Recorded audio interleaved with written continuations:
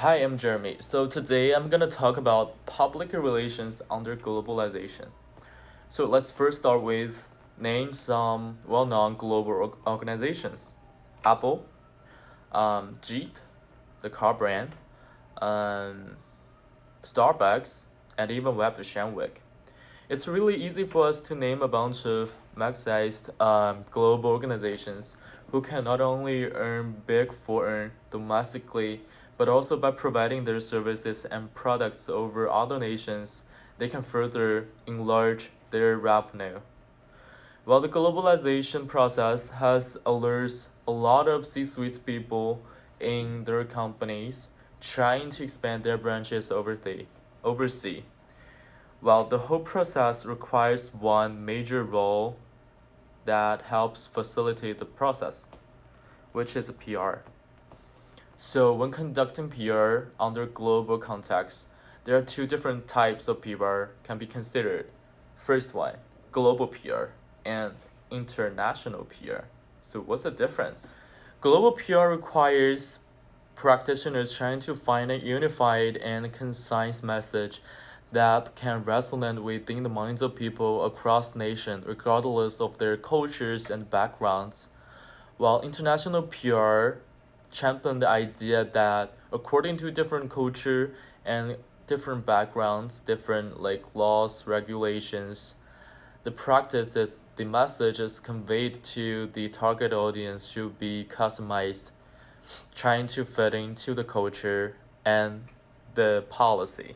The purpose of the video is not trying to argue out the most best practice under globalization. It's more like an informative video trying to tell you guys about different practices methods under globalization.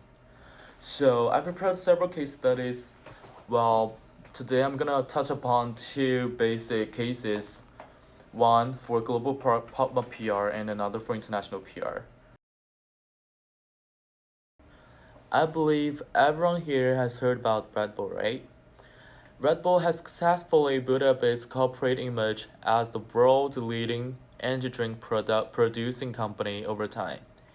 It not only ranked as the energy drink company who earned most revenue in 2018, but also the number one company who makes itself the most well-known global-wide, according to data source.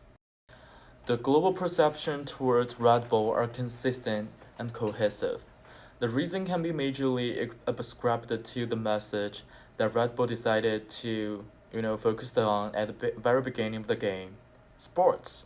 Red Bull branded itself as sport drink and relates itself to numerous sports events global-wide, including in Australia, France, Korea, China, United States, etc., by providing sponsorship and free Red Bull drinks oftentimes.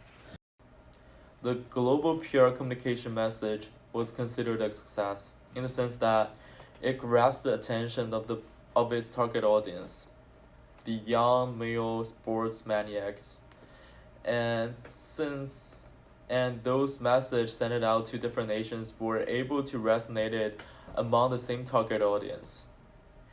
And as the following development of Red Bull, it started to champion a lot of extreme activities like parachuting, skydiving, cliff jumping in different nations. All Red Bull is trying to do is trying to connect its own brands to the young people, and it did it successfully.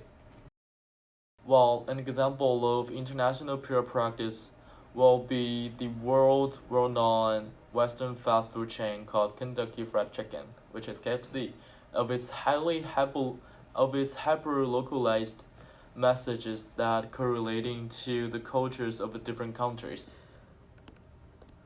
The message KFC created in China in the old days focused on the unity concept. Most of its promotional ads depicted a scenario where people, either family members, colleagues, or friends, gather together and share the convivial dining environment in KFC store. While in India, the key message KFC created in 2004 focused on promoting the vegetarian lifestyle and tried to brand itself as a relatively wholesome choice for most people, since 42% people in India were vegetarian. Well, by adapting itself to different cultures, KFC has made it successful of broaden its, you know, markets overseas. So in all, both CPR and IPR are great methods that should be considered when practice PR on the globalization. All the C-suites or the practitioners should be considered is what kind of message and how you want your audience to perceive your company. By doing GPR, the message sent out are more cohesive and unified, while by doing IPR, the message can be more effectively and efficiently to send it out in the minds of your target audience. It all depends on the different perspective, how you see the problem. And that's probably be all my presentation. Thank you so much for listening to this video. Bye!